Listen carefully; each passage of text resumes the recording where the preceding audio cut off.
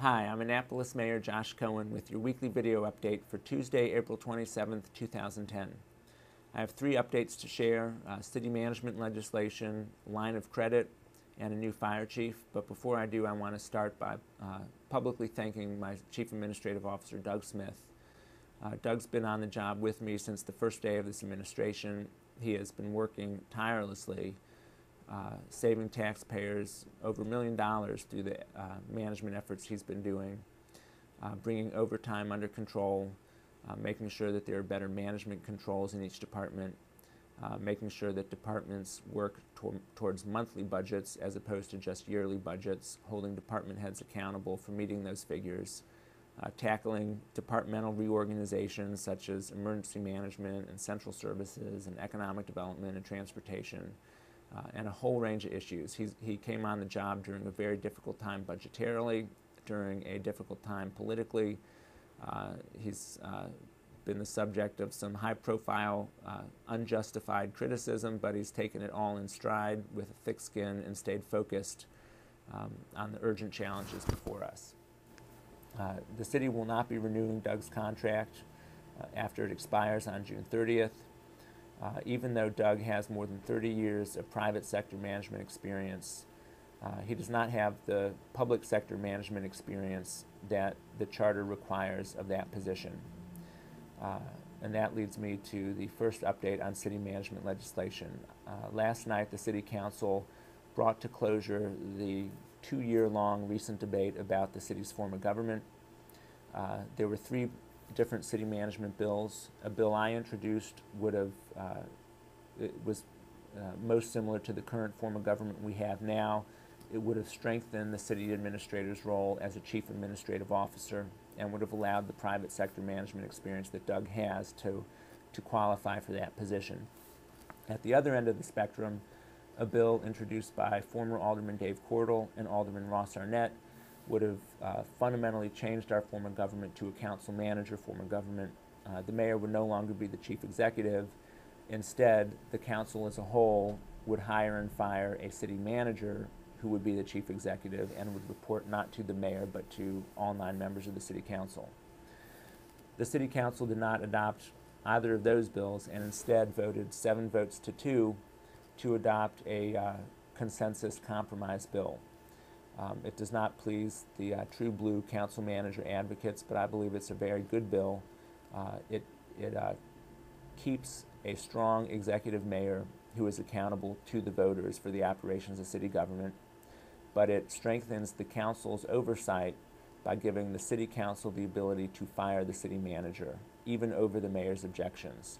So while the city manager will still report to the mayor, there will still be clarity in terms of the executive structure of the administration. The city manager will need to be responsive to the city council as a whole because a majority of the city council can fire the city manager. So I believe it's a good compromise for that reason. In addition, the city manager bill that was passed requires that the city manager have 8 years of public sector, local government management experience. So it beefs up the public sector management experience required of the city manager. It addresses the concern that many alderpersons had, as well as many voters, to make sure that the person in that position is well qualified and will be a competent manager of the city's budget. Personally, I think the private sector management experience, if you have the right person, is perfectly good. But it was clear that a majority of the council differed on that. So we have what I believe is a very good compromise bill. Most importantly, the council stood up to be counted. We went on record. We cast our votes as the voters hired us to do, and we have now brought closure, at least to this chapter of this very long debate on the form of our city government. The second item is about a line of credit, and I mentioned this in last week's video update. For the first time in more than 25 years, the City Council will be taking out a line of credit to cover our just our weekly bills and our bi-weekly paychecks. Last night, the City Council authorized a $3 million line of credit. I've asked the City Council to extend that to $10 million and the City Council will act on that next Monday, May 3rd, after receiving advice from our bond counsel. I want to be very clear about what the line of credit is and is not. What it is a temporary loan to cover cash flow problems. We know we are having the revenue come in to cover our expenses. It's just that we do not have that revenue in the bank right now because property tax revenues primarily do not come down from the state till October.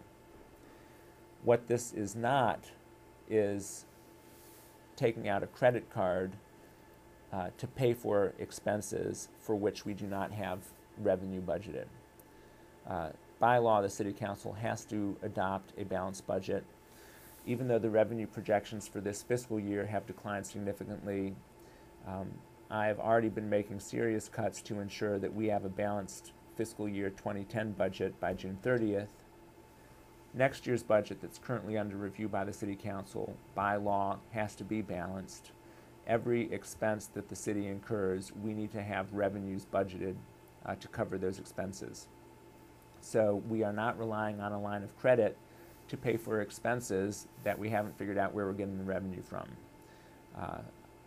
What the line of credit is a much narrower loan with a very specific purpose, just to help us with our cash flow problem. Without this line of credit, not only will we be unable to pay routine bills and expenses, we will be unable to meet payroll. Every 2 weeks, the city spends approximately $1.6 million for our police officers, our firefighters, our public works workers, our planning and zoning people, everybody who works for the city government. And even though at least one alderperson was prepared to shut down city government, to me that is not an option.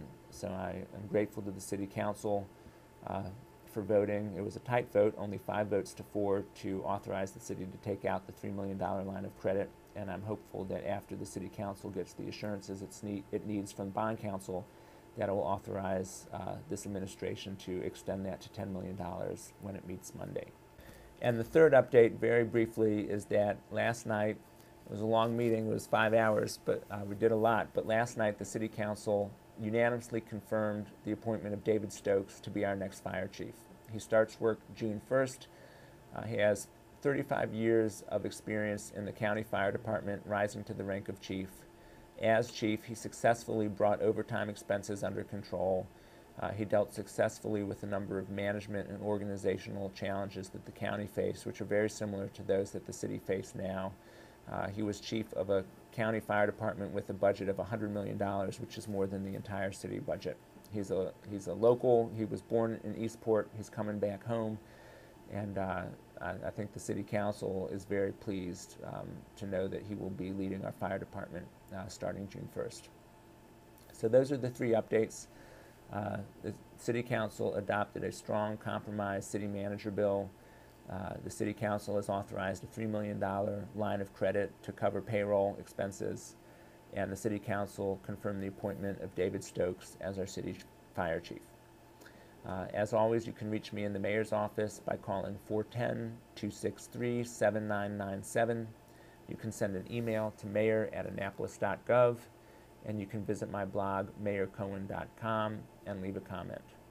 Next week there will be more to report specifically on the Market House, but in the meantime, thank you for watching.